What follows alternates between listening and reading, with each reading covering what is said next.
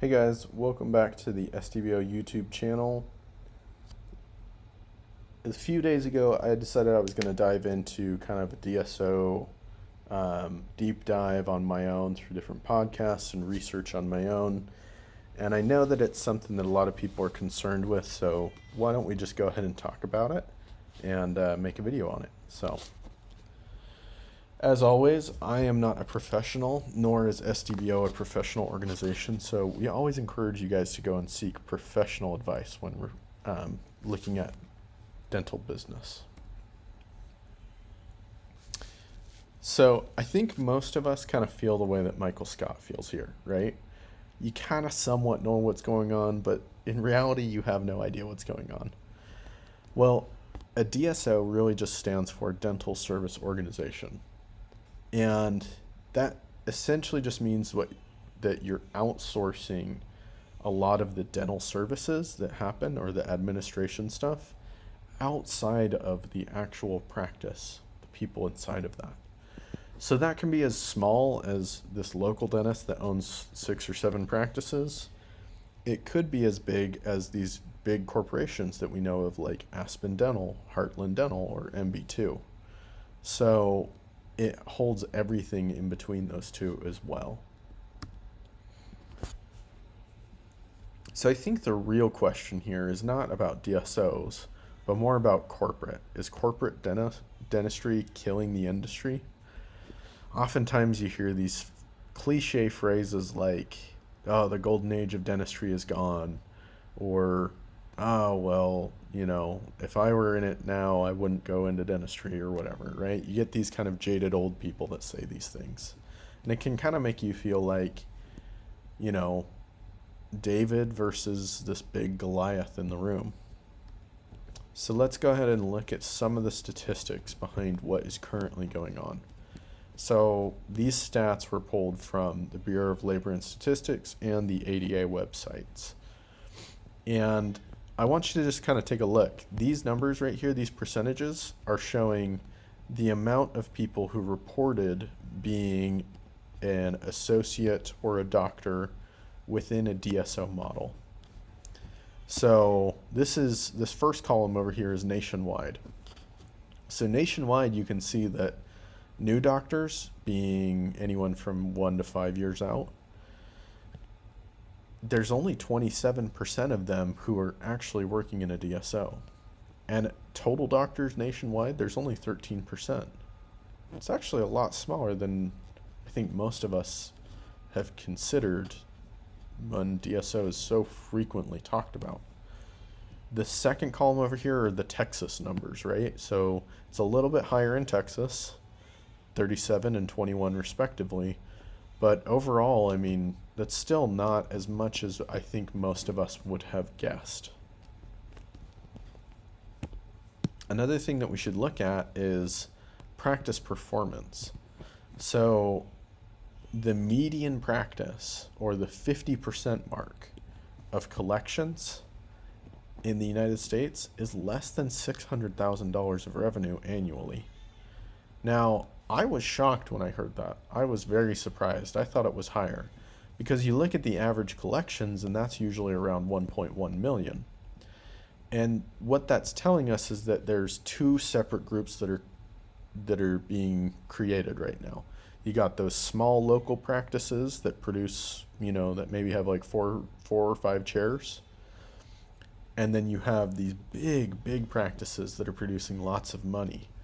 And when you look at the DSOs, they really aren't interested in the really small practices. DSOs really only consider purchasing a practice if their collections are around $800,000 and their EBITDA margin is around 20%. Those are like the bare minimums for them.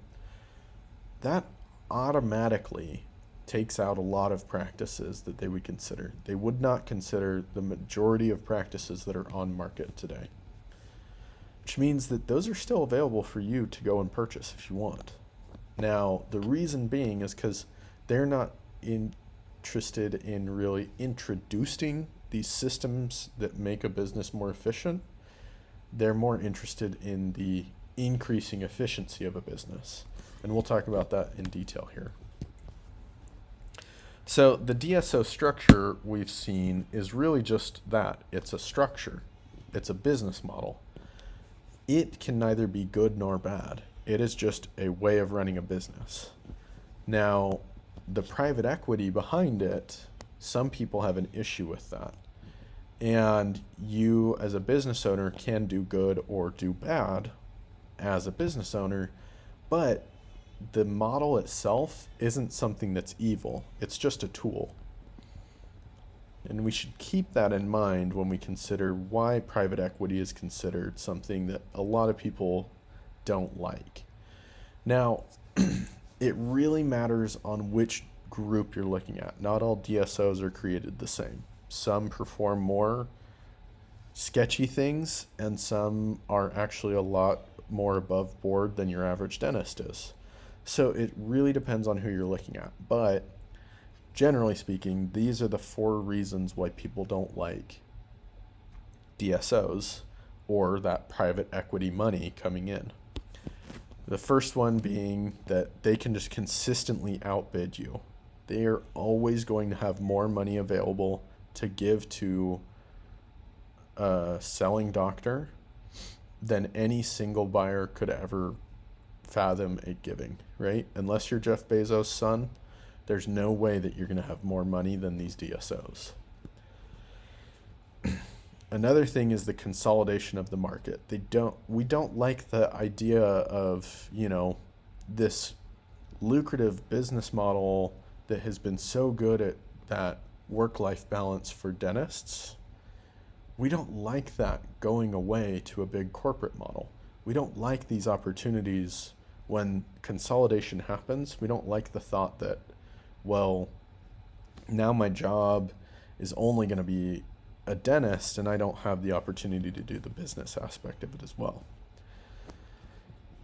We also are concerned with private equities, kind of the standard of care that they offer patients. Now, like I said, this really depends on the group that you look at, but it is true that in private equity, a lot of people they're just this faceless individual collecting money at the top, and they don't really care too much about the patients or the staff that is feeding the machine, right? And so they don't invest in the practice, they don't invest in the business, they don't care to give quality treatment, and they kind of just want to take their money and run. And that's what's become synonymous with private equity, is this: it comes into an industry, it extracts a lot of the wealth, and then it leaves the industry worse off than when it started. It doesn't leave it improved and invested in. It really is just coming in, grabbing some money, and leaving. And that's what people are truly afraid of. That's what these 4 things are what people don't like, and what they're afraid about private equity getting into dentistry. So, like I said, it really depends on the group that you're looking at and what they're doing. Are they following that stereotypical private equity kind of model, or are they not? So let's look at how they actually make their money. And is it a bunch of liars and thieves? Or are they honest people trying to make honest livings? Let's kind of see. Let's dive into it. So remember that EBITDA is something that we at SDBO, we really want our members to understand and know it well. So EBITDA is going to be vital if you're going to understand what a DSO does. EBITDA is just the health of the practice. It's how healthy is it? What was that profit at the end of the year? And that is calculated by the total amount of revenue that's brought into the practice minus its overhead and what you pay the doctor. Those 2 things, that simple calculation, gives you the health of the practice. And we've got a simple example over here. You can see that these 2 practices, practice A and B, produce a widely different amount of dentistry, 1.5 million versus 2.9 million. Now, when you work out all of the overhead and exactly the collections and everything like that, you come down to this EBITDA and you see that in reality, practice A is actually performing better than practice B because the EBITDA value is so much higher. EBITDA is the true measure of performance, not your collections, not just the overhead, not just one or the other. So DSOs kind of take advantage of this. They understand that and they utilize it to their benefit through these three things: stability, efficiency, and growth. So when we measure how we're going to pay for a practice, we measure it in terms of multiples of EBITDA. How many times EBITDA are we going to purchase this practice for? Now, something that has greater stability is less likely to fail. That inherently is going to have more value to it. And therefore, a person who's looking to purchase that practice is willing to pay more for something that they know predictably will perform well into the future. Now, that is just kind of showed by this simple question. Like, if you're to look at two small businesses, one in a small town and then one that has 100 practices across 50 towns, which one is more likely to fail? It's the one that has just a single practice, right? And so their risk is spread out across a lot of different areas. Now, that means investors are willing to pay more for it. And that means that when you look at just a single practice on its own, the most that it's really going to go for is about 7 times its EBITDA. But if you look at kind of a mid-sized DSO, because they're so much larger and they are more stable, automatically they have 15x EBITDA just overnight. They become a more valuable practice. Additionally, the value of efficiency is really key here. If you think of a single doc practice, they have to manage a team, they have to manage the equipment, they have to manage all the other stuff, and then their 9 to 5 is to do dentistry. They have to get into the chair and do dentistry with their own hands. Versus a DSO that delegates a lot of these tasks out, including the dentistry, right? You don't see the owners of DSOs getting in the chair and doing chairside dentistry. You see them delegating these tasks out to previous selling doctors. They hire teams to make sure that their teams are more efficient. They can, because they're so large, they can buy all these materials in big bulk. There's a lot of efficiencies that come when you consolidate a business. So the DSOs then take that and they use that to grow a practice to make it more valuable and get many multiples of their original investment back in returns. So most DSOs are in there for a quick turnaround, maybe 3 to 7 years of collecting practices. And the ones that we really are considering or thinking of when we talk about this consolidation are the mid-sized DSOs. They're the ones that are buying up the small single doc practices and grouping them together to sell to a bigger fish. So usually they're purchasing a practice at around 6 to 10 times EBITDA. On average, it comes out to about 8 total. Then, throughout the life of this business, they are also usually tripling or quadrupling their size. They can go from about 50 practices up to 150 practices before they sell. And now they've acquired so much growth, wealth, and they've all done it based off of this, leveraging debt that they have. And so really they've paid a very small amount to gain a lot of growth. And then normally what they're doing is selling these off to the bigger fish for about 15x, which means that they're doubling the EBITDA. They're also tripling the size of the practice, and they're doing it off of the leveraged loan money, which means that their total net profit is many, many millions of dollars. So how does it pay off for the doctor? Well, I want you to kind of consider, maybe these doctors aren't really sellouts. I mean, maybe they are, maybe they aren't, but what would you do if you were in their situation, right? So currently, the more legitimate forms of DSOs will offer these two types of models, either a shareholder or a joint venture model. In the joint venture model, DSOs purchase about 60% of the practice up front for that normal multiple that we talked about. The doctor maintains about 40% ownership in the practice. And for however many years they're practicing there, they get that business ownership money of about 40%. And then when that DSO finally sells the company, the doctor who has 40% ownership has an opportunity to sell up to 50% of that at the same rate that the DSO sells it. So 15x EBITDA, right? So they have an opportunity to sell half of their ownership up at the same price as that DSO. The shareholder model has a DSO purchasing 100% upfront at that same rate, and then they pay that doctor about 70% of that upfront. And then they put the remaining 30% into stock into their own company.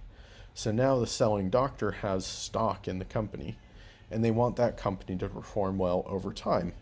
And it's just like the stock market, right? They're watching that stock increase over time. And once they finally liquidate, they can look at about 3 to 4 times the returns. So if we do the numbers on this, you can quickly see that ultimately, if you're the selling doctor with about $500,000 of EBITDA in your business, the single doctor, next generation doctor, comes to you and says, hey, I want to buy your practice for 1.5 million. And then the next day some DSOs come back and they say, hey, we're going to pay for your practice and we're going to give you 2.5 or 4.2 based off of these different models.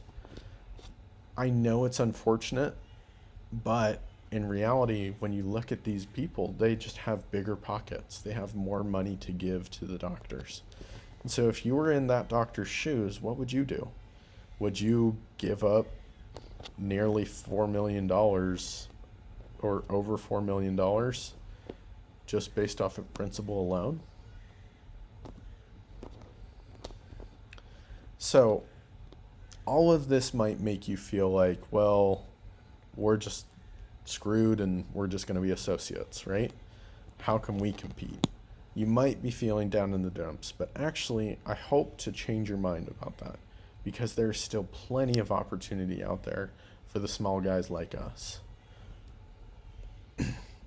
So remember, DSOs really aren't looking for those small practices. They are looking for practices that are well-performing, mid-level practices that typically have multiple doctors in that practice. They want a young doctor who will be there for a few more years. These are the things that they're looking for in their ideal purchase, because they need somebody to continue performing the dentistry, and they don't want to have to implement systems that aren't already in a practice. They just want to make them more efficient. They don't want to have to put a lot of work into a practice. They just want to buy it and sell it at a better value. Which means that we actually have a lot of opportunity here. More than 50% of the practices that are on market today are not under the DSO radar. They don't want to be purchased by DSOs because they have to be invested in a lot more than a DSO is willing. Which means that you have a lot more opportunity with those smaller practices. The ones that are performing $600,000, $700,000 a year.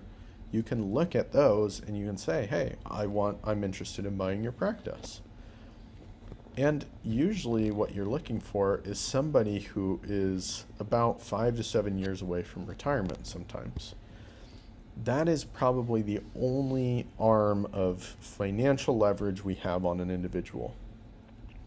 If they don't want to sell to a DSO, and you are trying to say, sell to me keep the legacy of dentistry going on, what you can do is say, are you going to stay in for another 5-7 years? If so, bring me on as an associate and sell to me at the end. Because mathematically you can work this out.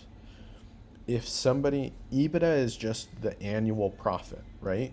So if you look at the multiple of an EBITDA, you're looking at how many more years of business revenue is that person collecting, right?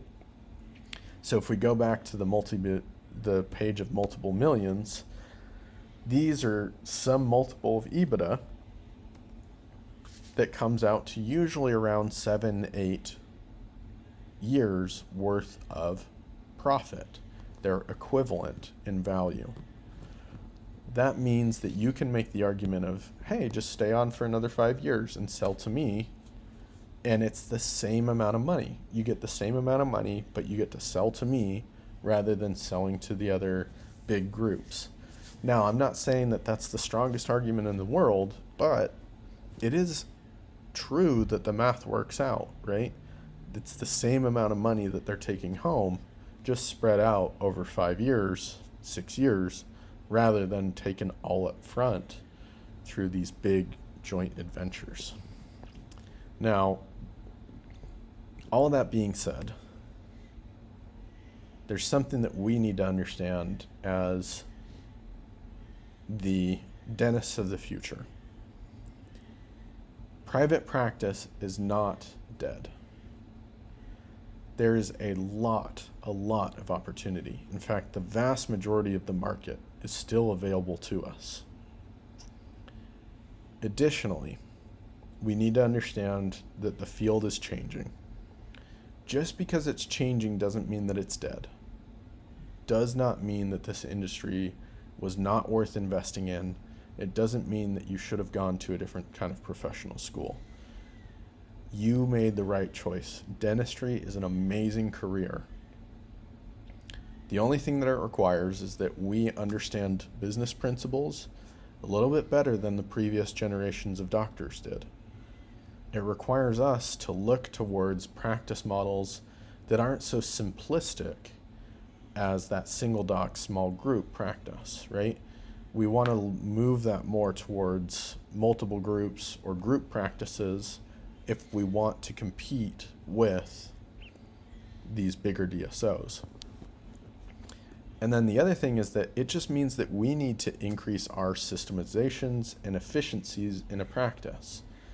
All of this relates to just having better business education and running a better, more uptight ship when it comes to your business. If you're listening to these videos, you're already in a good place. If you're doing the research, doing the studying on your own, you're already way ahead of the curve and you're going to perform well. And so all it takes at that point is believing in yourself. And I know that sounds cheesy, but I mean, there's still plenty of road ahead. There's still lots of opportunity for us. It is not a dead field by any means, and it won't be. It's always dynamic. The industry will always be dynamic. And we have a strong legacy of independence within our field that allows us to run our own small businesses if we choose to do so. So, thank you for watching today's episode. I hope that you enjoyed it. If you liked it, please subscribe. Please tell other people about the show. Also, please go follow us on Instagram. Whatever you do can support us. That is amazing, and we love it. Thank you, and we'll see you in the next one.